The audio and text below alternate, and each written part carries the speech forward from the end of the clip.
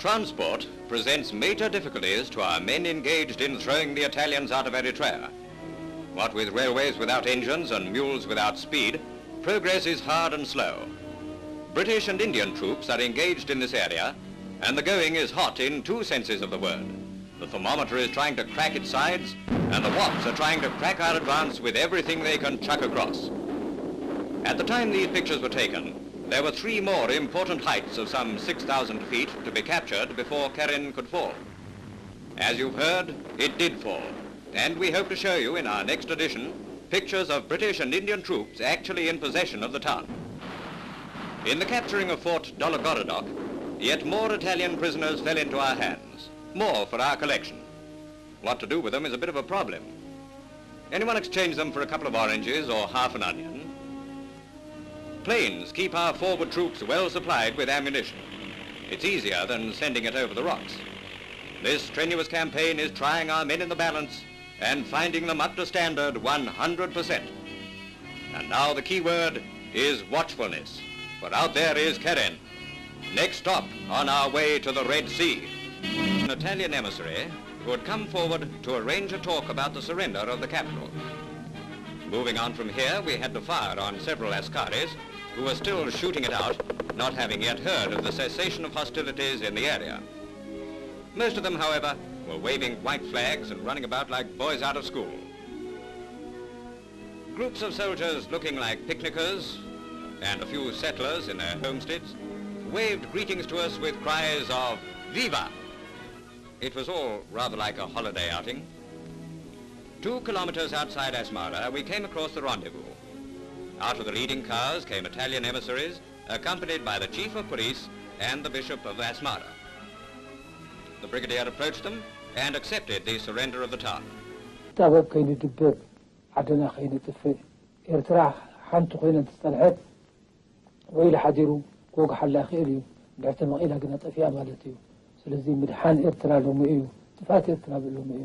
نحن ملوء ناس إنك نسوي أيه قرب نسوي له صادكم ملوء حبرة نسيته بيسوي له ما كلام من كنت كرنا عدنا الحلم.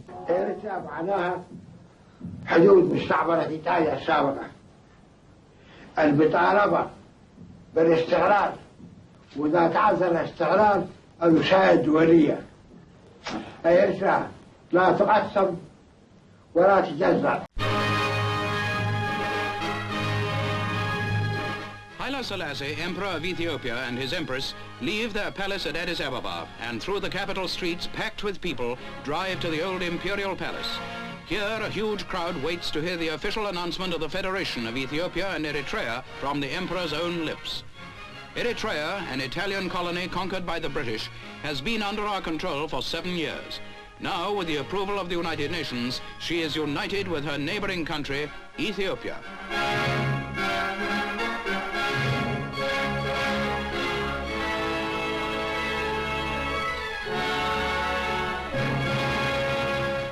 Into the throne room of the Imperial Palace comes Haile Selassie, the Lion of Judah, to sign the Federation Act that will unite the two countries. The Emperor, who has done much for the people of his own country, will bring a firm but just rule to the land of Eritrea.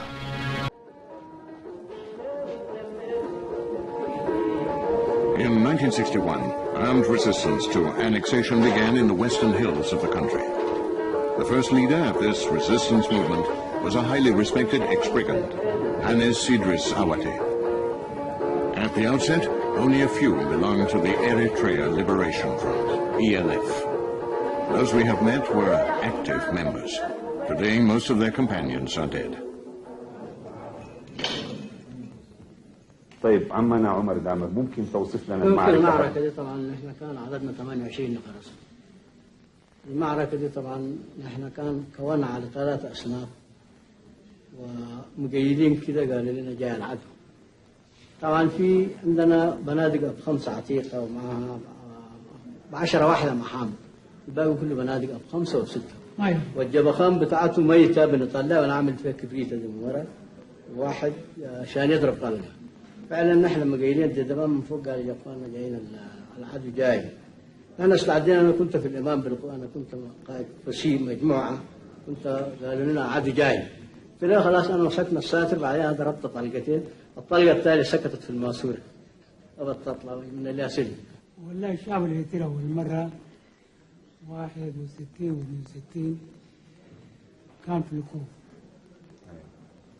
من 63 انضم بجانب السعودي بأكل مواصلات مخابرات كان معنا وحتى كان توعية شديدة. احنا بالليل نوعي الشعب وقلنا أنا نطلع الجبال، كان ما عندنا سلاح، فالشعب من كثرة المرور أصبح وقف معه وحارب الحكومة. حقيقة أول مرة الشعب طالما كان موجود حامد كان متقبلنا بحامد ذاته، مش نحن بالنسبة لنا. الشعب لأنه كانوا بيؤمنوا بحامد يعني ما في شك كان يدير يعني. مرة ذاته لما حصل مشاكل كده يعني شدة ما كان يقول نحن ما طلعنا دلوقتي عشان ننهب ونسور رقاب زي زمان، قالوا نحن طلعنا من أجل إريتريا. إذا كان الناس ما موافقين بالناس العسكريين اللي جونا الأرض السلاح قالوا وطردهم بعض الناس كده، لأنهم قالوا طبعا الناس جداد جو وانت سلمتهم المسؤولية ونحن كنا في المسؤولية وكنا معاك، قالوا انتم ما تقدروا تراقبوا بالنظارة ولا تقدروا توجهوا، قالوا الناس دي لما جو أنا طلعت من أجلهم. Another tremendous reception awaited the Queen in Asmara, capital of the province of Eritrea.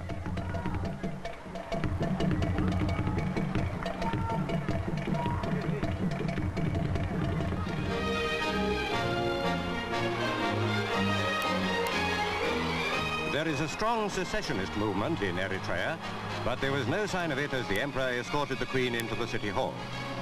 It was a holiday, and a royal holiday at that. Experienced traveller though the Queen is, she was taking, as she prepared to say goodbye to Ethiopia and the Emperor, a multitude of very happy and unforgettable memories. The Eritrea Liberation Front began amongst the Amer people, nomadic tribes on the western plains. By the late 60s, the ELF had grown considerably. Many highlanders, mainly Christian, joined the guerrilla movement. But there was little understanding between the educated young people from the city and the veterans of the Amer tribes. An ideological split was inevitable, and a second front was formed, the Eritrea Popular Liberation Front, EPLF. The ELF's attempt to eliminate this second front led to civil war, in which over 1,500 lives were lost. Those who split were putting themselves as democratic alternative for ELF. And also there was a hypothesis which says that the objective conditions of Eritrean society doesn't accept more than one organization in the battlefield. Really, it is not, there is no ideological difference, so, as someone say. The differences between the two fronts were neither religious nor political. So why did you split? Personal ambitions were included also. And we couldn't find ways with which we can solve these problems, you see. But finally, it developed to fighting and so on. When fighting comes, these contradictions will be deepened and more and more. So how did you decide and how did you form EPLF? I think it was very spontaneous. No one had the idea of creating this front. It in fact came lately, after the split within the ELF. The ELF as an organization, as I said, was not the best place to commit oneself into, especially, as I said, people who had their vision about the future of Eritrea. To find an organization that simply represents very primitive political attitudes was not acceptable. The attempt to find a solution from within did not work, because repression after repression, elimination of people within the organization was so abhorrent that it was difficult to even survive within that organization. You would flee from your unit, you would flee from your place and hide somewhere. I remember until the early 70s, the more repression, the more of coercive means of resolving the differences that were there led to the creation of the PLF. PLF survived because it was an egalitarian organization.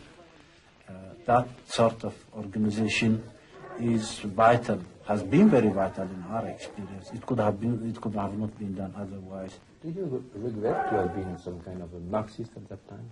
No. But are you still? No. Good. At Yes. that time, good now. I have always said it's always very natural to be young.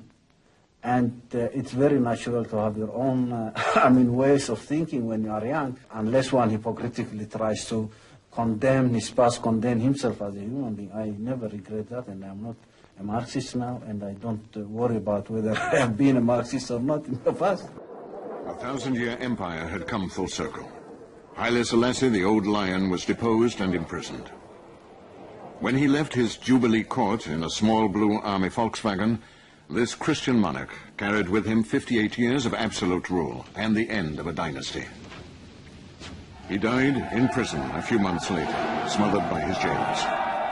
The Ethiopian revolution produced a new power structure, the Derg, a progressive regime that buried Haile Selassie's feudalism and allowed the Eritrean resistance movement to hope for a settlement of the conflict. The Provisional Military Council was dominated by the left-wing ideology of Colonel Mengistu, known as the Red Negus. He sought the support of the Soviet Union, but was first and foremost a fervent Ethiopian nationalist, determined to succeed where Haile Selassie had failed, subdue the rebellion in Eritrea. During the summer of 1977, Colonel Mengistu's government organized a people's militia, supported by regular army units, in order to halt the advance of the Eritrean freedom fighters. EPLF forces defeated the Ethiopians, and on July 8th, after only 5 days fighting, took the town of Keren. By 1977, the whole Eritrean countryside and the most important cities were under the control of the liberation movement, except Asmara and the seacoast around Massawa. We were more or less on the verge of liberating the land.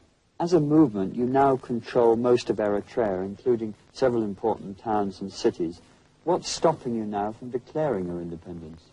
Well, we say we have our independent administrative system within the liberated areas. Declaring independence, of course, when you have Asmara still under the control of the enemy, and you don't have the international support of many member nations of the UN, it's very difficult to declare independence. Politically, it doesn't have any meaning. Well, do you see your independence approaching fast? Of course, militarily we can resolve the issue, but politically, in the international field, we have to do a lot of diplomatic work to win the support of the UN and all member nations of the UN. Well, how much support is there actually in the outside world for an independent Eritrea? Well, it's very difficult to say. Political stance change all the time. Sometimes people are against your just cause, and sometimes they change their position and side with you. It's very difficult to judge with this political changes, tremendously changing within short periods of time. Backed by the Soviet Union, Mengistu promised to wipe out the Eritrean rebels and planned a series of offensives. At a parade of his troops, he dramatically shattered a bottle of red ink and made them swear, win or die.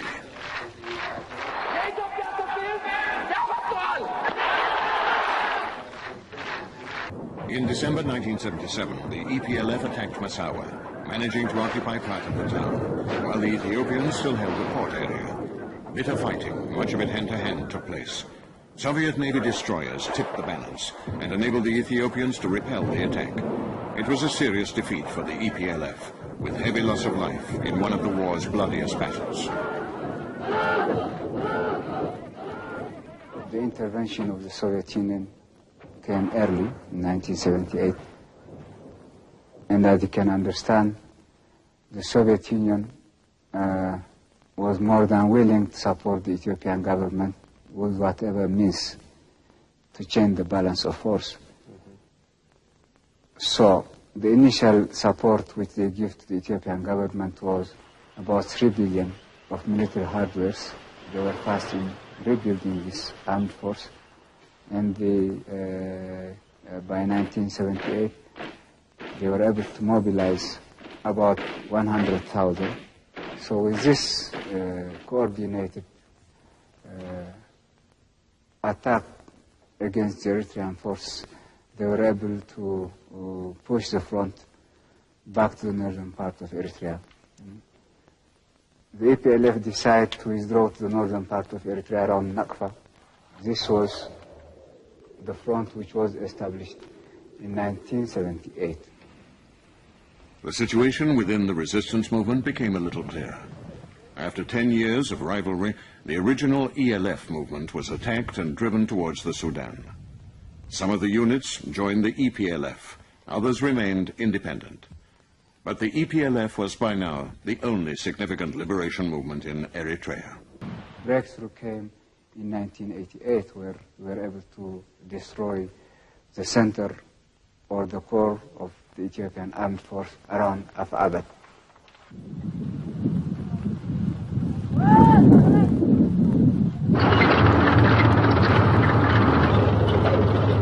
The Ethiopians, they had about 20,000 around Af-Abad. We were around 11,000. So once we destroyed this bottleneck, I think it was that much easy to force the enemy to protect Massawa, Asmara, Karen. You have to understand that the force which was lost by the Ethiopians in Af-Abad was one of the most advanced section of the Ethiopian armed force. So the next move was to show the Ethiopians that we are going to Karen, but in real terms we are going to Massawa. As you can see from this trench, it seems much more easier to go to Karen, or this part between Karen and Asmara. But actually, we went to Massawa, which was not in their expectations. Massawa was, I think, one of our major engagements against the Ethiopian armed force, not only because of the armed force they had on land in sea, but against the Ethiopian Air Force too. For every one tank of the EPLF, the Ethiopians had 5 to 6. For every artillery, they had 4. If you add this to, if you add the Air Force combat value to this ground combat value, that means we were in the ratio of 1 to 7, 1 to 8. The fall of Massawa was a heavy defeat for the Ethiopians. 8 brigades lost, 80 tanks captured or destroyed, 2 MiG fighters shot down, 9 ships sunk. Ethiopia no longer had any naval vessels. The EPLF captured 8,000 prisoners. Mengistu had preserved the monument to Haile Selassie in order to emphasize Ethiopian domination of this ancient town. Freedom fighters tore down the old symbols. In the spring, the offensive began again.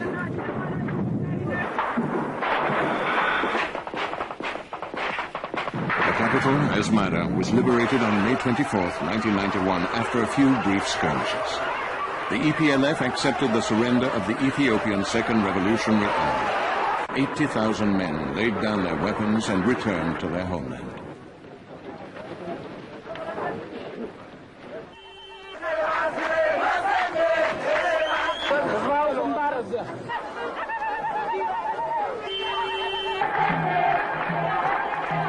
Isaiah Afewerki set up a provisional government and announced a referendum to be held within 2 years. At the same time, in Addis Ababa, the regime of the Red Niggas was collapsing, overcome in the north by the Eritrea Popular Liberation Front, and in Ethiopia by an armed opposition led by rebels from the Tigray region.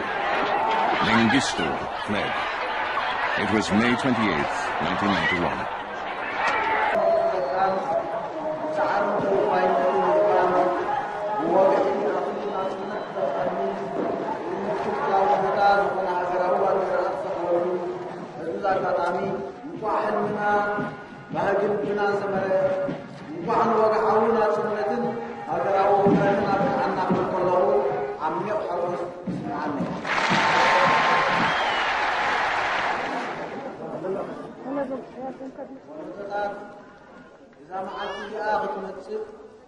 تدريفهم تمقحهم تحيرهم تسددهم نعمتات القدقات وخريا سفيرهم سنكيلهم بحاجة ما تسويهم إذا ما التزاء مسيح أيامهم حابني حابوسن يسمع يوم يسمعنا الجراء قابوس بطحن تتحلال الرحمن مالت وقلنا تتضاربت فرارستنا هاجرنا مهنات يهزمنا قد ترفعنا فرار حبسونة دخلنة قلقال يتبيننا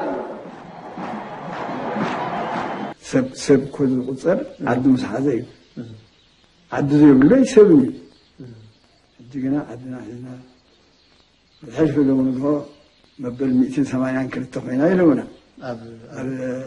نيويورك سقينا بانديران إيرترا يلونا.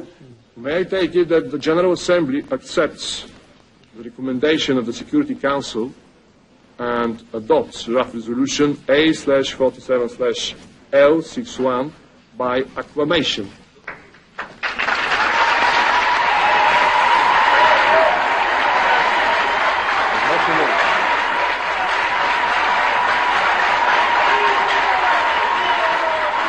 It is so decided.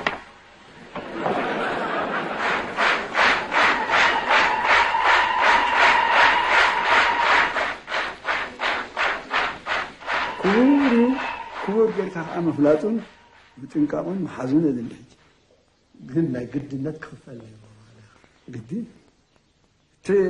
تفتوه تفتوه يبقى ختم صد سلوز فتونا 4-5 شيء بكتاوتنا سنكيلو بيتو قدن حجر سلب مخانين بر من إشتنا غيره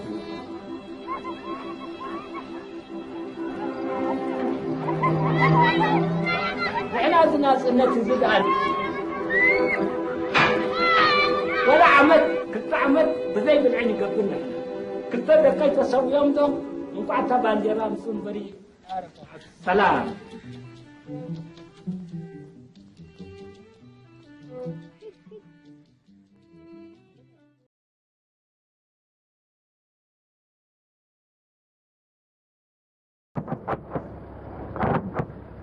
They are two of the world's poorest nations, hardly able to feed their populations, let alone afford a war that will cost dearly in both financial and human terms. But for the second day running, the fighting between Eritrea and Ethiopia did escalate and threaten to engulf the region. They will never win the war. We are confident we will save our land and we will defend them confidently. In the capital, the latest escalation of violence was cause for celebration. Unless a resolution can be found to the border dispute driving the aggression between the two nations, more bloodshed seems inevitable. Today, Ethiopia still occupies Eritrean territory that it took during a bloody 2-year border dispute that ended in May 2000.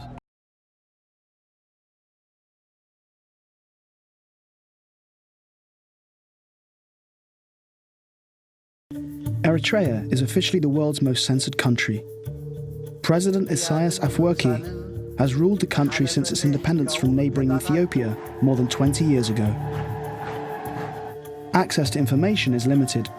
Just 1% of the population have access to the internet, and only 6% have a mobile phone. The law does not allow independent media to operate, and the government controls all media outlets. Foreign access to the country is heavily restricted, with independent footage being extremely rare. In June 2015, the UN published a commission of inquiry on human rights in Eritrea. The Commission found that systematic, widespread and gross human rights violations have been and are being committed with impunity in Eritrea. All Eritreans are conscripted into the army for national service that can last their lifetime, a policy which international organizations and politicians have equated to slavery. I recently renewed sanctions on some of the worst abusers, including North Korea and Eritrea. Avec l'Érythrée, il faut mettre une pression maximale, parce que ce qui s'y passe est extrêmement grave. Personne n'en parle. C'est un pays qui se vide de sa population. There was the outbreak of the Eritrean Revolution in September 1961 all the way to 1991. Here, all Eritreans supported EPLF as a vehicle for realization, the aspiration of independence. There is a question that the Eritreans ask right now. 25 years of independence, of liberation, what did we gain? An estimated 5,000 people leave Eritrea every month, and almost as many men, women, and children left that country last year as fled Syria. This is a country where it's illegal to leave the country from the age of 6 years unless you have official government authorization, 6 years old. But you know, the problem is really that he runs the country with a tiny group of people. There is no parliament, there are no elections, there's never been an election in Eritrea's history. And the situation is controlled by them, and really they just rule everything. There are no free press, there's nothing whatsoever. So it's an extremely repressive situation. The countries have issued a joint statement saying that they are no longer at war. The thaw comes after Ethiopia's Prime Minister, Abiy Ahmed, agreed to abide by borders set in 2002 after the neighbours ended a 2-year war and paid an historic visit to Eritrea over the weekend. Eritrea has turned into one of the worst dictatorships in the entire world. And the government's excuse has always been that all the measures that they've taken since 2001 have been necessary because of the border war with Ethiopia. You know, arbitrary arrest is common, there are no political opposition parties, there's no independent media, no independent civil society, certain religions are banned. هنا يمسكون الأهل حسن هذا مشكلة في إريتريا هو الحروب بعدين على كيفك ما بوليتيكا. Can we ask you a few questions? Hello? Can we ask you a few questions for French television? Can we ask you a few questions? For French television? No. I'm not that interested in politics. So, sorry. Currently, we have only one television. That's the government-owned Eri-TV. Well, why is there only one? How many years do you stay as a military? Military? How many years? Unknown time. That's the problem. That's why many Eritreans go to another country for Italy, somewhere. Look at the domestic political situation in Eritrea. When are elections going to be held in Eritrea? There were elections scheduled for 2001. They didn't take place. When is that going to happen? What elections? Elections in Eritrea. We'll see what the elections in the United States will bring about, and we will wait for about 3-4 decades until we see genuine natural situations emerge in Eritrea. You're saying Eritrea is going to wait 3 or 4 decades before it holds elections? Maybe more, who knows?